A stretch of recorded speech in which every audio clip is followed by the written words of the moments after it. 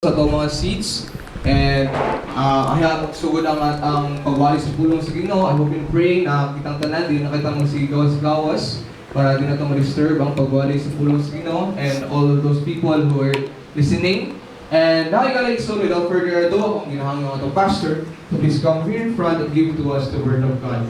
Let's give him also a round of applause, please.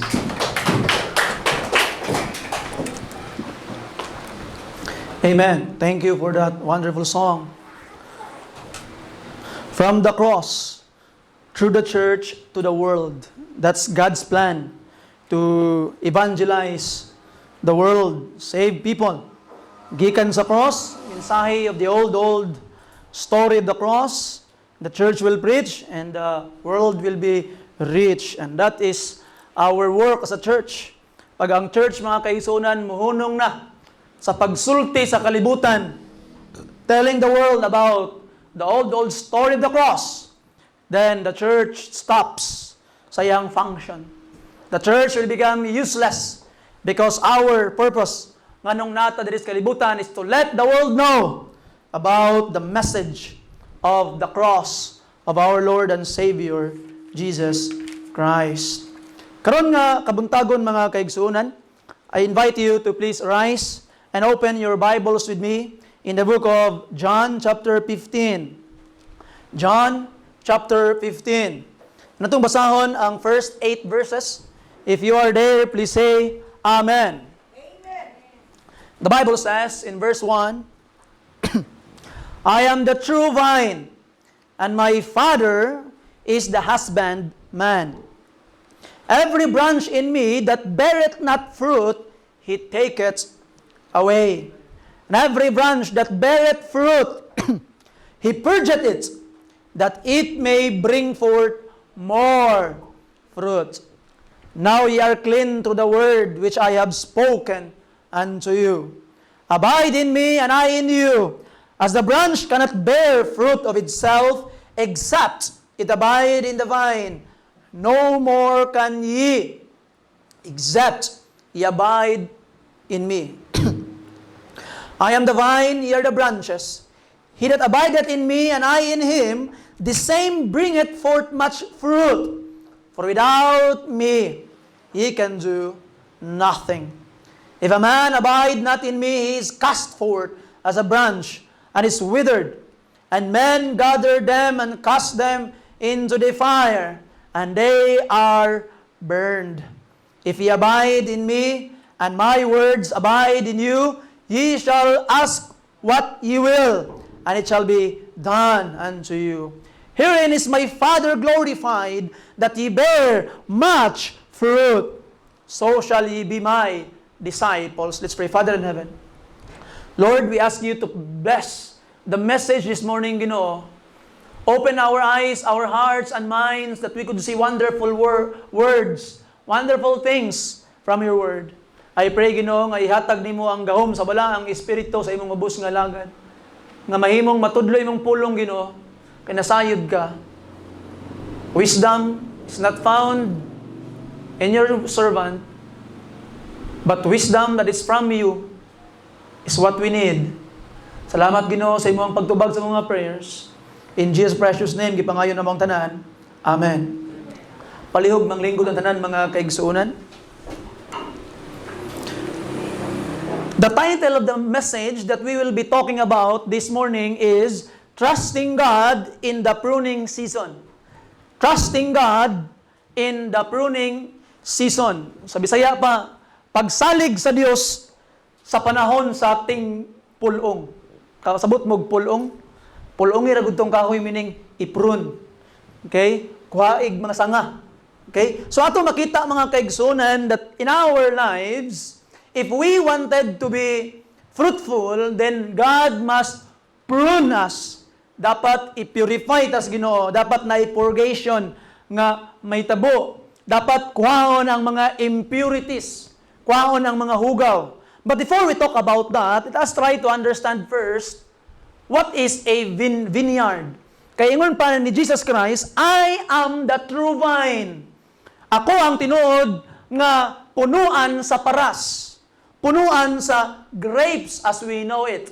Na ato makitaan, Israel claims, and the religious system of Israel, they claim to be the vine. Sila ang punuan. Na ato makitaan mga kaigsunan kaniadto, if you wanted to be saved, according to the religious leaders, kinahanglan kang mobiya sa paganism, and you must join Israel, the nation, and you must be part of the Judaism religion. Kung dili ka connected sa Judaism religion, according to them, you will never be saved because they are the vine, ang source para didto ipaagi sa Ginoo ang panalangin ngadto sa iyang mga katawhan. But the Lord Jesus Christ said, mga kaigsuonan, I am the true vine. It's not your religion. It's not your denomination, but Christ said, I am the true vine. Si Jesus Christ ang punuan sa paras. Mga kaigsunan, ang atong denomination is not our Savior. Listen carefully. Ang Bible Baptist Church, dili atong Savior. But the Bible Baptist Church are people who are saved by the Savior. Who are connecting to the vine, which is the Lord Jesus Christ. Na ato makita mga kaigsuonan that unsa maning vine. Kagabi I spent time reading in the manners and customs in Bible lands ug unsa ilang pamaagi sa pag tanom ug pag-atiman sa ilang mga grapes didto sa Orientals. Now, if you would open your Bibles with me, we have ideas about it in Isaiah chapter 5 verse 1 and verse 2. Isaiah chapter 5 verse 1 and verse 2. If you have your Bibles, please open it with me, mga kaigsuunan. Ug atong tanahon ang giingon sa Bible regarding sa vine. The Bible says, Now will I sing to my well-beloved a song of my beloved touching his vineyard. My well-beloved hath a vineyard in a very fruitful hill. Kodak. And he fenced it, yang kuralan, and gathered out stone thereof, and planted it with the choicest vine, and built a tower in the midst of it, and also made a wine press therein, and looked that it should bring forth grapes. Look at that. And he looked, he was expecting, he wanted that it should bring forth grapes, and it brought forth wild grapes. Lahi ang itubo. Lahi ang namunga, mga kaigsuonan. Now, that is actually a song in the book of Isaiah, but atong nakitaan dito kung ginaunsa nila pag-atiman ng ilahang vineyard. Now, naay responsibility, mga kaigsuonan, ang gardener sa iyang vineyard. And in the case of our text, ang giingon sa pulong sa Ginoo, again, verse 1, I am the true vine, ingon pa ni Jesus Christ, and my Father is the husbandman. What do you mean by the husbandman? A farmer or a gardener. So, ato makitaan, mga kaigsuonan, nga ang gardener, ang tigbantay o tig-atiman sa vine is the Father. And look at this, mga kaigsuonan. We are the branches. Ingon pang pulong sa Ginoo, every branch in me. So, ato makitaan, we people, Christians, we are the branches. Ug ang atong gardener, again, the Father. Now, naay responsibility ang gardener sa iyang vineyard. Unsa man na?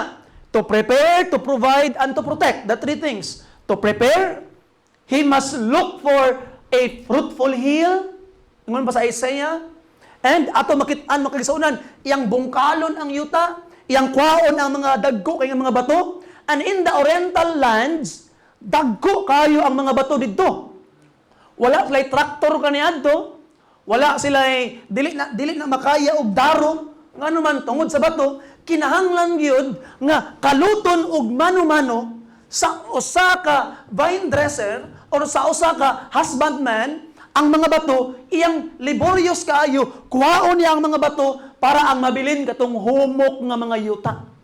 And ato makitaan, mga kaigsuonan, that God wants to prepare your life para mahimo kang fruitful branch.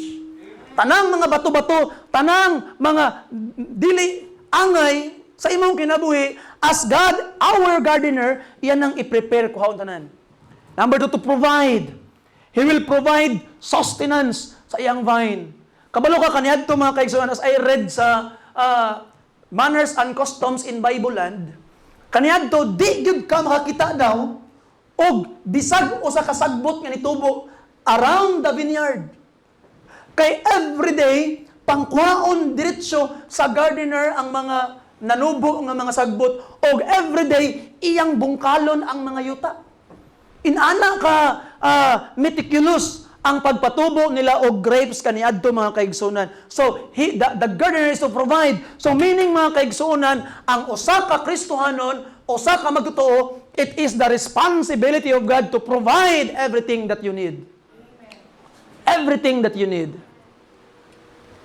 Much less I say, God can provide what you want.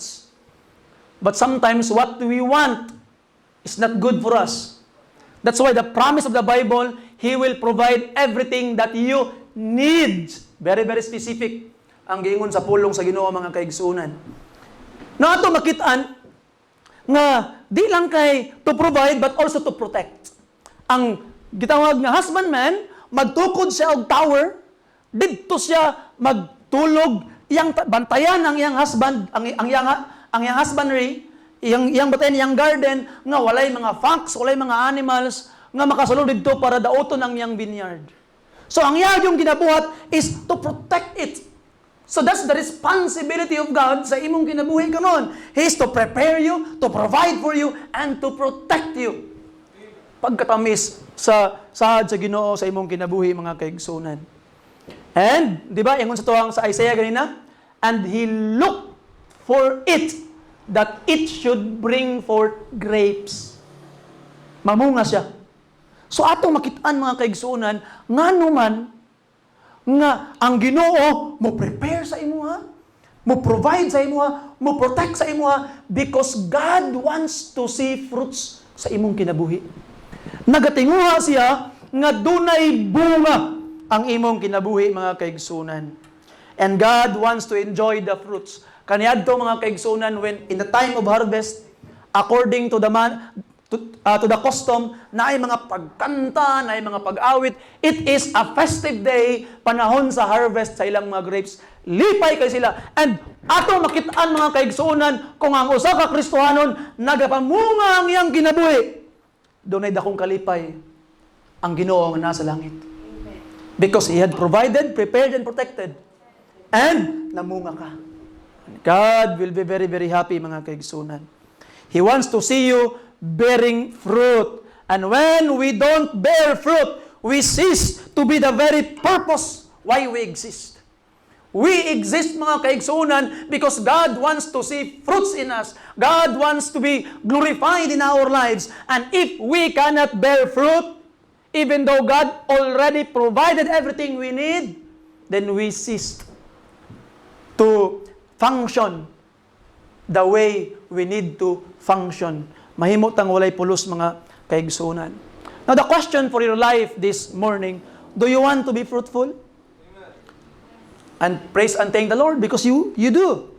We must be willing to trust God in His ways of achieving it, not in our own ideas. Sometimes we have our own idea kung unsaon nato pagpabunga atong mga kinabuhi. You see? Sometimes we have our own way how to be fruitful sa itong kinabuhi. But the Bible says in Isaiah chapter 55 verse 8 and verse 9, yun pang Ginoo, my ways are higher than your ways, my thoughts are higher than your thoughts. Kung unsa kataas ang langit ug kamubo ang ayuta mga kaigsunan, inana pud kalabaw akong kaalam ug akong pamaagi labaw sa inyo ayon Ginoo. That's why in the process of bearing fruit, we need to trust the Lord sa atong mga kinabuhi. And kay gusto man ka mamunga, tanawa gani ang gingon sa verse 2. Again, every branch in me that beareth not fruit, He what? Take it away, kuhaon niya. Kaya nga naman, cease to function the way it must function. So kuhaon sa Ginoo ang sanga nga dili gipamunga. Kaya nga naman, wala siya'y pulos. Now, and look at this. And every branch that beareth fruit, He what? Purgeth it, that it may bring forth more fruit. Usa ning purge? Muna nga ingon nga purgation. Kabantay mo ng purga. Diba? Purgatorio. The same. That's the same. Purification. I believe in purgatory, but in this life. Not after this life. Because God wants to purify you. Wants to purge you. Diya, gikan ang word nga purgatorio. I-purge kas Ginoo. I-purify kas Ginoo. And when will it happen? Karon, mintras buhi pa ka. Na ato makita mga kaigsuonan, God will purge it. Meaning, i-pruning niya. Iyang pamutlan ang mga walay pulos. Ngano gani nga iyang gipruningan kay? Dili. Bali. Ang wala na munga, iyang putol. Giwala niya. Ang namunga iyang So the very reason why you are pruned by God is because you are fruitful. Tungod kay gapamunga ka. Pruningan sa Ginoo, ikaw tungod kay gapamunga ka. Tungod kay naay gakahitabo sa imuha nga maayong butang, and God will want to improve that part sa imong kinabuhi, and the only way to improve it is to prune you. And listen carefully. Most of the time, ang pag-pruning sa Ginoo sa imuha is dili maka-enjoy. Dili lami paminahon. Sakit kaayo usahay. Di ba? I have tried to look at in the internet unsa ang dagway sa mga vineyards from December to February kay mo na ilahang pruning season. Kabalo ka, ang dagway sa mga kuan, ang dagway sa mga vines nila, murag patay. Uga kaayo, wa gyud nabilin bisag usa ka bukdahon. You see? Kaya nga naman, di ba, ana ang purma. Katong mga sanga nga way bunga, putol to tanan.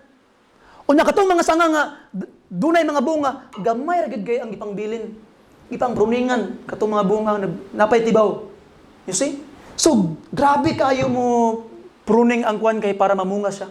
Kaya og dili nimo pruningan og ginato, dili kaayo sa mamunga pag abot sa season. You see? Now, kung ikaw karon nagtanom, murag lain man kay. Putlan nakadumdum ko sa una. Ana ako ang papa, nganak. Kay naman may mahugani. Putlan na to ng mahugani karunak ato ang pruningan para mudako. Ako na ba? Pruningan para mudako. Putlan para hindi ko kasabot. You see? And naasa mong silingan nga ilahang mahugani walay pruning-pruning. Nga ako may ginasugo magpruning, usaka ko sa kahoy, pruningan ako dito niya. Dapat gyud wala gyud mabilin. Sanga nahulog gyud ang sanga tanan. Matingala ko after how many years karon pagbalik didto sa sa luti. Katong mga mahugani nga napruningan, tag-as kaayo, unya straight kaayo ang iyang punuan. Kadtong mga kuan, wala gyud pruningan, murag nagkikiay nya mugbo kayo. You see? Mas daghan og kahoy ang magamit nganuman, niagi siya pruning. So ato makit-an mga kaigsuonan that the only way to that plant, that trees to be fruitful, you must hurt them by cutting those useless things sa ilang mga kinabuhi. And dili siya maka-enjoy. Sakit kayo when God will prune things from your life. Natanawa gani. And it is also, we can also talk about aning discipline sa Ginoo. In Hebrews chapter 12, tanaw ni mo ang giingon sa pulong sa Ginoo, verse 11, how about the chastening or the discipline nga ginabot sa Ginoo? Verse 11, now, no chastening for the present seemeth to be joyous. Wala kuno'y pagpanton, pagdisiplina, nga in the present time seemeth to be joyous. Pananglitan karon mga kaigsuonan. Nagbabadlong ka sa imong mamagpapa. O na imong mama ug papa believe in corporal punishment. Nikuha siya og kanang gitawag nga gamay nga stick, gibunalan ang imong lubot. Unsa imong buhaton? Praise the Lord! Hallelujah! Salamat! Gibunalan ko Ginoo. Amen! Wala ba ka? You see? Kadumdum ko sa akong anak sa una. Ako ang giingnan nga, bunalan di ka karon, nagkuha ko ka ng stick. Wala palang daan. Siya kita. Patay na prisot ano yung kalaki. Wa pagay kagibunalan. Mura na kagiihaw. You see? Kaya nga naman, dili ka gusto nga, bunalan.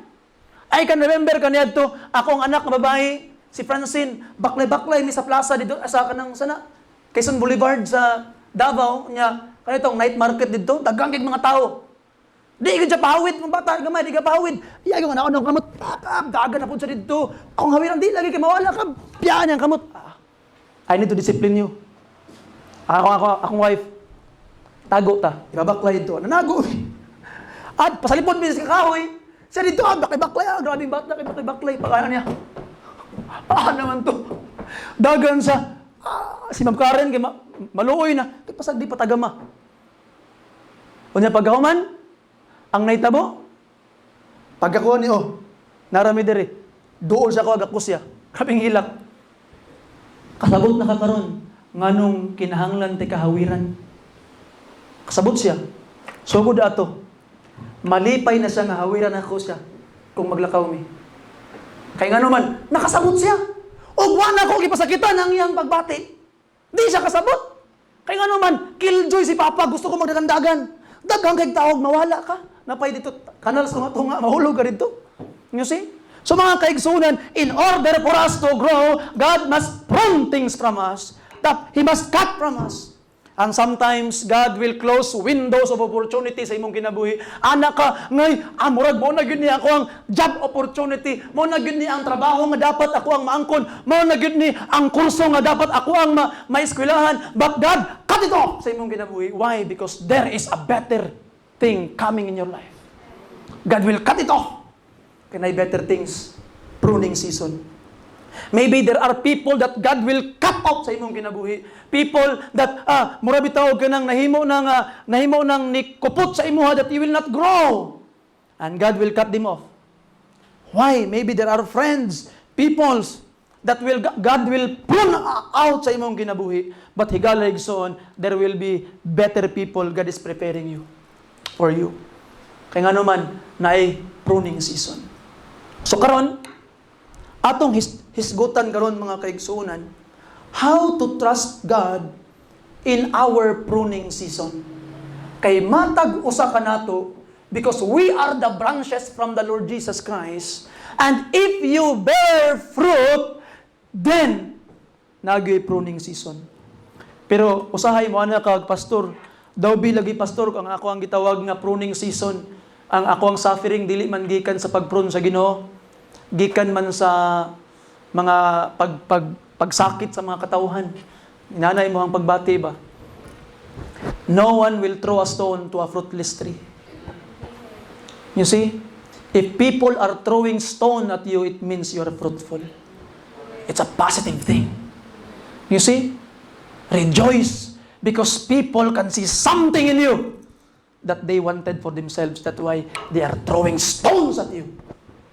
See? But now mga kaigsunan, ang ato ang topic karon is when God is doing the pruning. When God is doing the hurting. Number one mga kaigsunan, point that you must remember. Remember that the pruning shears is in the hand of God. The pruning shears is in the hand of God. Siguro, inyo na ilahan, knife. Ang kutsilyo, nga hait kayo. Kaysa una, wala may pruning shears. Kutsilyo man ilang gamit. Ilang kutsilyo, dapat hait kayo. Ang nagkupot sa kutsilyo, ang Ginoo. The Father. Because who is the gardener according to our text? The Father. So, mga kaigsunan, sometimes we give Satan all the credit. Nag-antos ka karon, gisilutan ko sa dautan, ay, ang yawa manggod, kay iya kong giinani, ang devil, gitintal ko, ay, ang devil, gipunggan ang blessing sa devil, ay, ang devil, gikuha ang akong opportunity, ay, ang devil, wala gisugot nga. You are always giving credit to the devil. Remember, dili makabuhat ang devil, mga kaigsuunan, outside sa allowance sa Ginoo. God can only work, the devil can only inflict things to you within the allowance of God. Kung wala gitugot sa Ginoo, then the devil cannot do it to you. You see? So do not give the devil all the credit sa imong mga kasakit o mga pag-anto sa imong kinabuhi. Remember mga kaigsunan, sometimes God will use the devil, but ang tinuod naghawid sa kutsilyo nga magprun sa imong ayos ang Dios. Og tungod kay ang Dios may tighawid. Ang Dios man ang naghawid sa pagprun, di siya masayop. Di siya masayop. Kasi klase nga mga tanong, dapat kabalog yun kaayo ang gardener. Kung kita-kita lang, atong gusto, aesthetic man. Basta kay wapog purma, ditso ra. Kay basta kay, naplastar nga, na purma o ginani ang purma. Putlon. Kay aesthetic atong gusto. Usahay mga kaigsuunan, pag abot sa gardener, dili ni putlon diri kay, kung putlon ni, madaot ang plant. Dili ta dapit mo putol. Kay kung diri ang putlon, mas mutubo siya. Higala igsuon. Ang wise gardener, dili masayop nga Dios, maoy naghawid sa kutsilyo, di siya masayop sa pagprun sa imong kinabuhi. Amen. He will not be mistaken. So mga kaigsunan, God knew exactly what to cut. He's never mistaken. And sometimes His favors is disguised in pruning things out of our lives. His favor is disguised in hurting us. Di ba? Usahay, magsakita, atong tambal kayo sa to? PR. Saan ang PR? Pain reliever. Nga naman, di ta gusto og sakit. We treat pain as an enemy. And that's very, very wrong. Pain is a friend. Ayaw lang pain reliever inuma kung nakay sakit. Nagsakit imong diri, imong asa ba na sakit, imong ulo ba ka, or imong heart. Okay, nagsakit. Ayaw lang pain reliever ang inuma mga kaigsunan. You see? Nga naman, pain is a signal within our body that something is wrong. Something is wrong. When you always drink pain reliever without determining what is wrong, imong ginatakuman ang bakbak sa kamatuoran. You see? Kay pag naisakit mo, bitaw na nga, pag magsakit, ay lang, perminti inom pain reliever, pa-check up pod. Ipa-check up imong dugo kung asa ang sakit para mabawaan kung ano nagsakit. You see? Because pain is a signal. Tanawa ra gud, pananglitan og walay pain. Magbaklay-baklay ka karon diri, matunok kag tamtax. Isa na katuig ang taptax sa imong diri, infection na. Wa kabalo. Di ba? Pero pag ana nimo, agoy. So pag kanang dato-dato gamay, ouch. Pero pobre agay. Bitaw. So friend, you see? So mga kaigsunan, God sometimes telling us there is something wrong when He is trying to give us pain through pruning sa mga dili maayos tong kinabuhi. But mga kaigsunan, ayaw kalimot nga ang atong Ginoo ang naghawid sa knife. Di siya masayop. Sometimes the knife that He will be using is not only the situation, the circumstances tong kinabuhi, and sometimes it is the Word of God. In Hebrews chapter 4, sa verse 12, mga kaigsuunan, abrihin ninyo ang inyuhang mga Biblia. Unsay giingon sa Bible? The Bible says, "For the Word of God is quick and powerful and sharper than any two-edged sword, piercing even to the dividing asunder of soul and spirit and of the joints and marrow, and is a discerner of the thoughts and the intents of the heart." So mga kaigsunan, sometimes God will use the word to your preacher, to the pastor, some circumstances, some illness, sometimes nga naay namiya nimo, sometimes nga nagpasakit nimo, sometimes nga nanglibak nimo. You see? Ay gala. Di ba? We need to trust the Lord. Number 2, remember that pruning is not a punishment. Pruning is not a punishment. Wala ka ginasilutan sa Ginoo when He is pruning you. Ngano gayto? Ngano ka ginaprune kaniya? Because you are bearing what? Fruit. So meaning, when God is pruning you, He is actually rewarding you by that pruning for you to become fruitful. Mas mahimo ka mabungahon in the future. Why? He prunes something from you, mga kaigsunan. And most of the time, pruning is a test. Usa ka test ay mong kinabuhi. Kung magpabilin ba kas Ginoo. Tanawa ganyan gayon sa Biblia, sa verse 2 last part, bear it fruit, He purged it, that it may bring forth more fruit. Ang purpose sa pruning, para mas mamunga ka. So your pruning is a reward, a favor from God, para mas mamunga ka. Verse 3, now are ye clean through the word that which I spoken unto you. And verse 4, after talking about pruning, verse 4, abide in me, and I in you, as the branch that cannot bear fruit of itself. So it's a test from God. Even if He prunes you, magpabilin ba ka sa iya? Excuse me.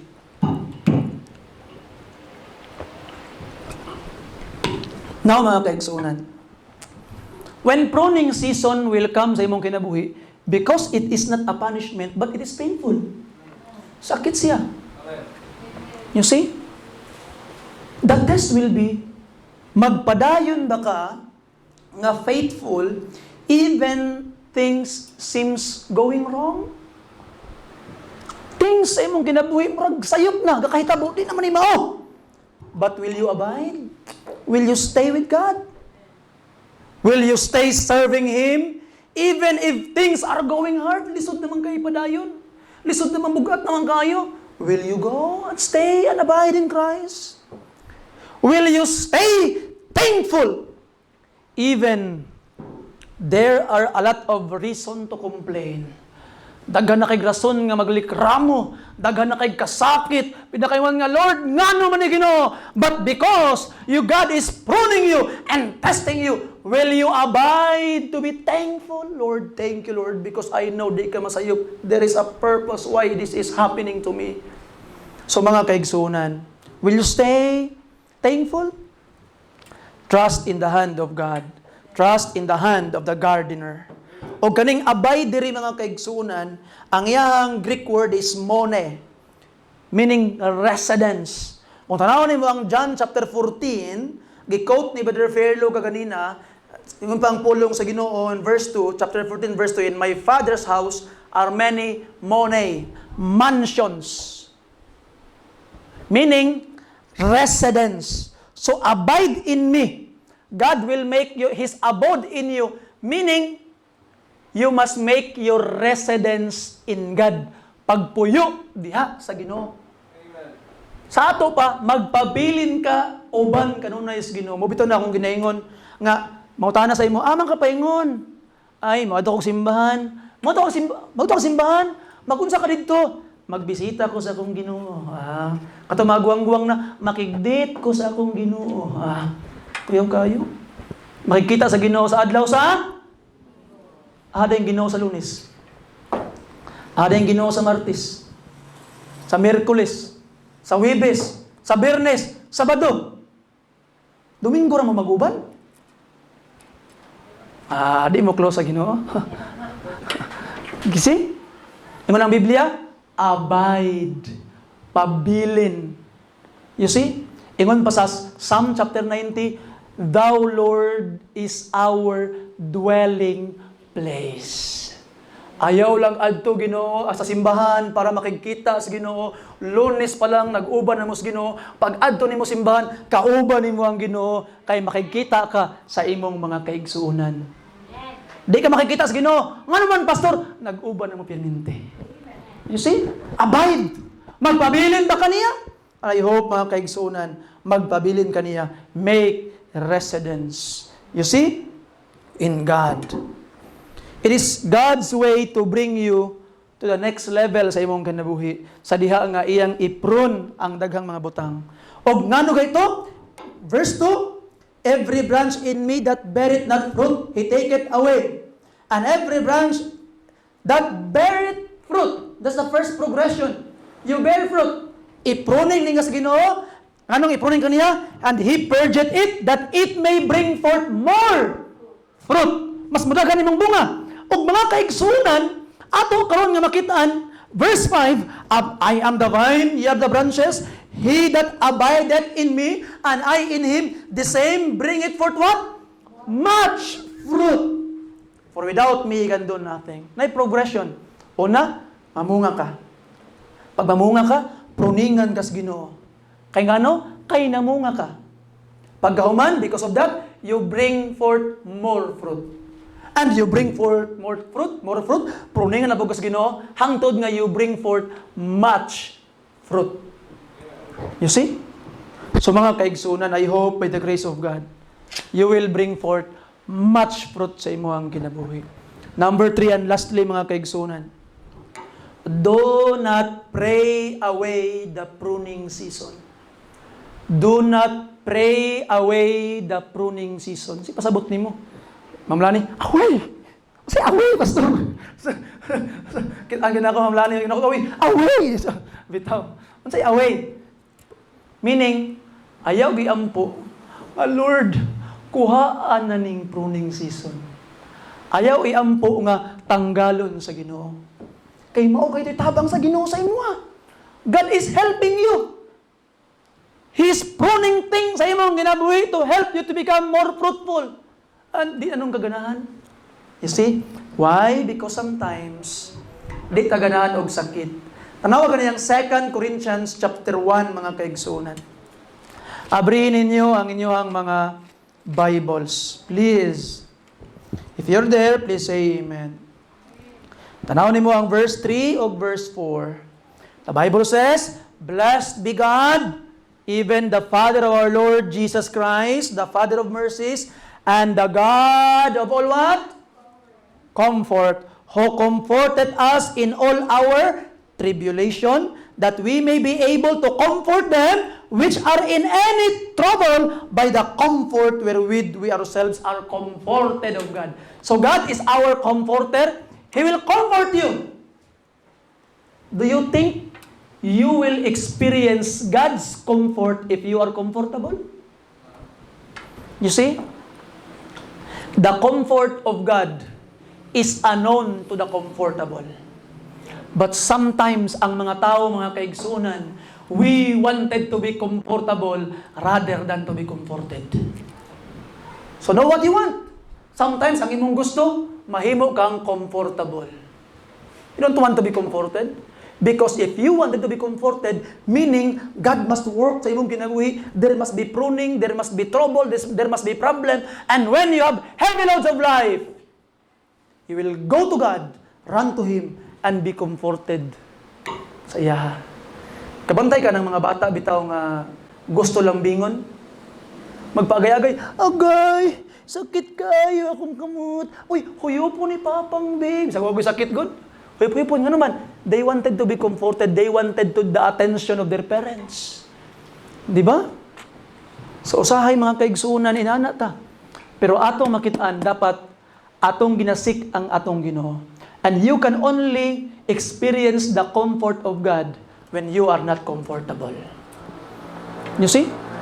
Mabitaw na, pag naay troubles nga moabot sa imong kinabuhi, and you know that it is your pruning season, ayaw ampo nga Ginoo, please kuhaan na ni Ginoo, kay kakapoy na ko Ginoo.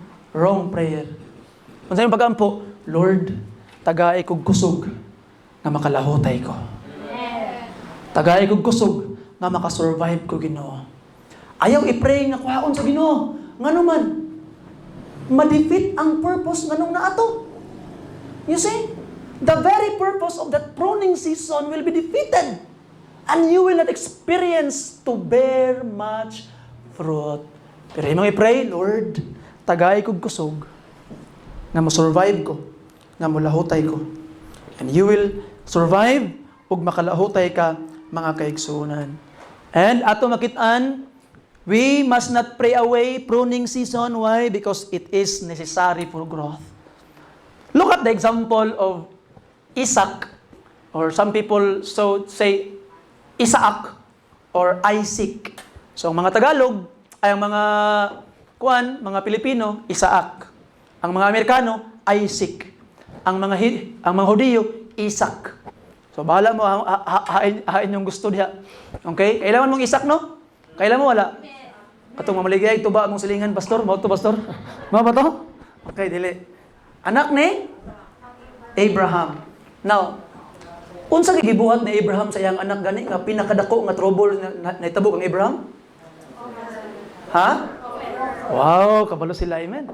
Nag-offer siya. Gi-offer siya. Now, sa atong mga Bible stories, atong makitaan nga si Isaac is mura og 10 years old, 12 years old.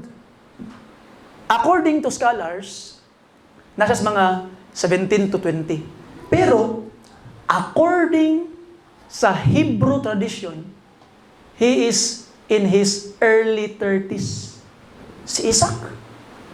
You see? So, mo bitaw tong ingon sa Bible, gibiyaan ang duha ka servant o gikuha ni Abraham ang kahoy o gibutang sa abaga ni Isaac. Kung 12 years old sa makadaog sa atong kabugat, dili oy, daghan tong kahoy ilang dala. You see? Now, kay na naman sa iyang early 30s, sige tawag nga Isaac at the time, kaya na niya makiglayog sa iyang papa. Pagkakita ni siyang papa nga gapuson siya, unya kutsilyuhon siya, makiglayog siya, paunsa man natin na maayo.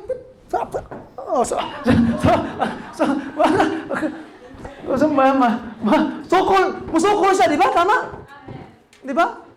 Kaya sa una, I grow up nga ginatuluan mi sa akong stepfather og Arnis. Kaya sana murag na natubong sa ako ang unod bitaw nga murag ganaan pugo. Ako si Francis, nak mo kwanta nak, tuluan ni kay Arnis nak, ato tulo mi.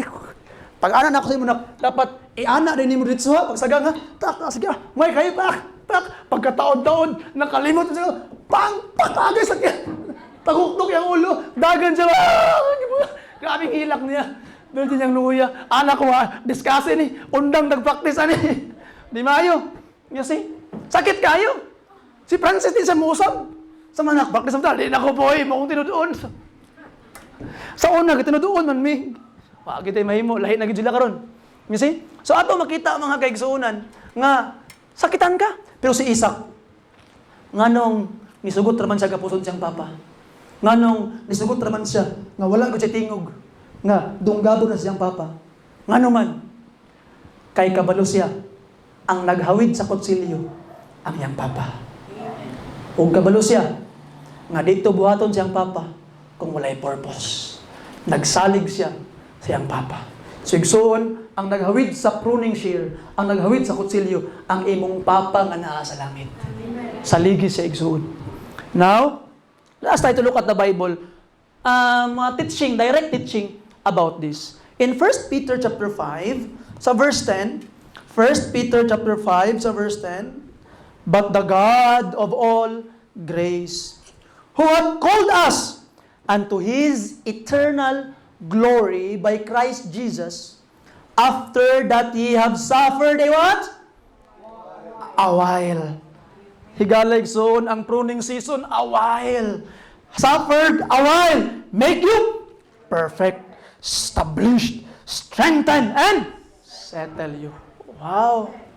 Higalig soon, do not pray away the suffering. Why? Kayo dili imong i-pray away ang sabi, Lord, kuha na ni Ginoo, mo surrender na ko Ginoo. Di na ko magpabilin sa imo, magpadayon pa ni Ginoo. Dili ka ma-settle, dili ka ma-perfect, dili ka ma-establish, dili ka ma-strengthen. Why? The very purpose God tried to prune things from you is to do these things sa imong kinabuhi. James chapter 1 verse 2 to 4.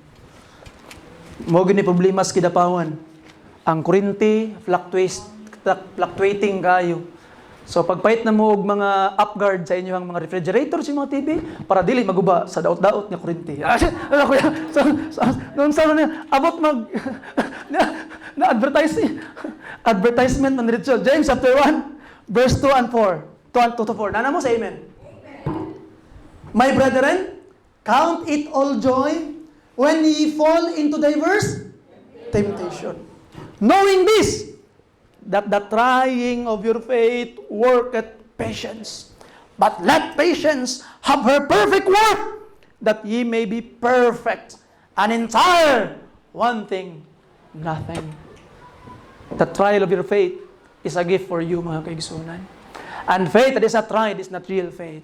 Lastly, in Philippians chapter 1 sa verse 12, unsay giingon ni Apostle Paul, why we must not pray away the pruning season sa atong mga kinabuhi.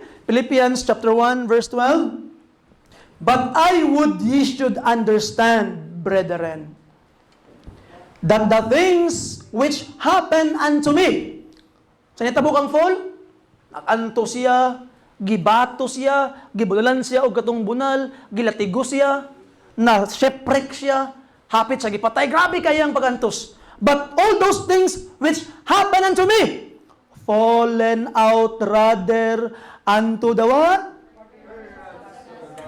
Furtherance of the gospel. Kaayuhan ang resulta. Fruitfulness ang kalisulta. Daghan pang nakadungog sa pulong sa Ginoo. Ang nahimo nga mahagis Ginoo, the suffering of the Apostle Paul. So tinuod yun ang giingon sa Biblia, all things will work together for good to them who are the called according to His purpose. So trust the Lord. Trust the gardener, just like Isaac, how did he trust sa iyang papa. Stay connected to the vine. Ayaw yung bulag sa vine. Not kung ipruningan ka sa Ginoo, that's the very reason why nga mas mo-connect ka. Kaya nga naman, katumang gipruningan, mutubo sila o ma-disconnect sila, dili. Gipruningan sila sa amahan, kay kabalo ang amahan nga mutubo sila pag-usab, kay connected sila sa vine. Kay og dili ka connected sa vine, kung putlan ka, tanaw ra gud, sanga, putlon ang sanga, may mutubo, katong giputol na wala, o katong nabilin? Katong nabilin. So, pabilin dito, connected kang Kristo, ayaw yung biya, make your residence in Christ. Nga naman, mutubo ra pag-usab, ug mas mahimo kang fruitful. Amen. Pray. Pray that you endure, that you may endure. All these things will easily make sense if you have relationship with Jesus. Siguro karon dili pa mag-make sense bitaw sa imong kinabuhi. Unsa man ang ginaisulti ni pastor ba? It will just become a good advice sa imuha. But it will really make sense. May experience nimo nga pag mapruning nga naputlan ka, mutubo ka pag-usab, kay connected na kang Jesus. So the call for you today, this morning, Igsoon, the call for you is be sure that you are already connected in the vine, which is Jesus Christ. The challenge to you today is be sure sa imong kaluwasan. Unya, as we sing sa tong invitation, if dili pa ka sure sa imong kaluwasan, kung gusto ka nga may mong connected sa vine, ug ma-experience nimo nga motubo kapag usab, sa diha nga naipabot ang pruning season and you will trust God, be saved today. Be sure sa imong kaluwasan. You see, you kneel down sa imong seat or diri sa front and talk to God. Lord, I have heard the message, Ginoo. Na-realize na ako, Ginoo, that daghang panahon that I have naglikramo ko, Ginoo. See, I have tried to talk against you when you are pruning things from my life. Pero karon Ginoo, nakasabot na ko nga ano to, Amahan. I now understand. So thank you for those pruning season. And because of those pruning season, nag-grow ko, Ginoo. But now, Lord, please help me, bless me, give me more blessing, give me assurance sa akong kaluwasan. Whatsoever prayer you wanted to ask sa Ginoo, you can. I ask you, palihog ba nito kong tanan?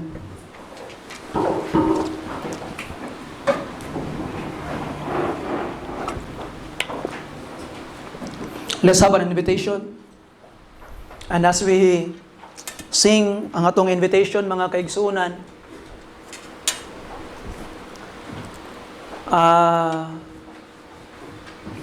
I ask you to come, atubangan, kneel down to God, pangayo ang kaluwasan, Lord, namatay ka tungod sa akong mga sala, gilubong na banhaw. Save me today. And because I will be connected to you, every time that maabot ang cutting o pruning season sa akong kinabuhi, I know that I will grow again into a better branch because I stay connected to you, Lord. I can do nothing without you. So duhol kas Ginoo, and God will bless you this morning. What song, Brother Lawrence? Trust in Jesus. Trust in Jesus. Trust in Him now. As we sing verse 1, ako kang ginvite to come. Come here sa front. Okay, kneel down. And istoryaha ang Ginoo igsoon. Okay, ingon pa niya no, tanang mudol na ko, digid na ko balibaran. You come. Verse 1 please.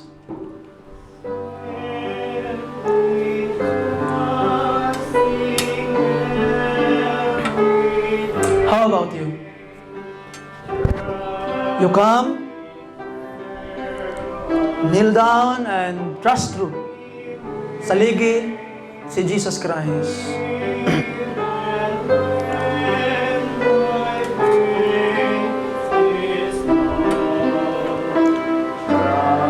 Ayaw ka ulaw. Just come and trust Jesus. Ibutang imong pagsalig. Huwag imong pagtuo. Ngadto kang Jesus Christ igsoon.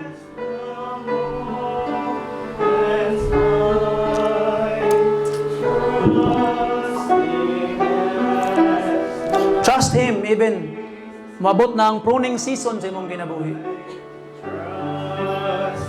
The knife is in His hand. Dili siya masayop igsoon. You come.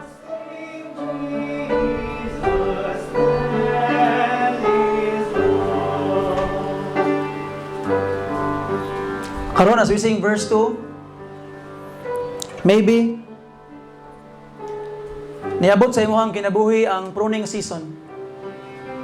Maybe niabot sa imong kinabuhi nga nakay mga butang nga di masabtan nganong kakahitabo. Anong nahitabo man ni?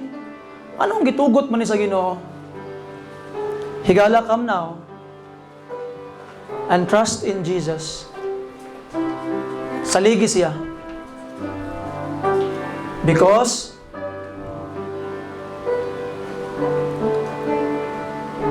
He will make everything clear sa imong unahuna karon nga kabuntagon. Just humble down yourself and come and trust in Jesus. Second verse, please.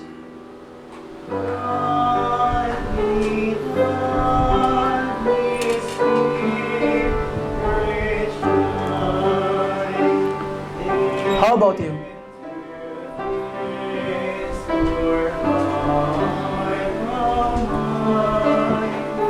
Amen.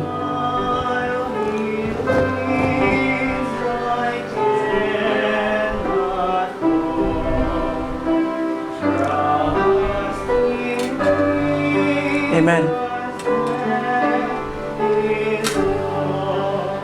Trust Him now. Thank you.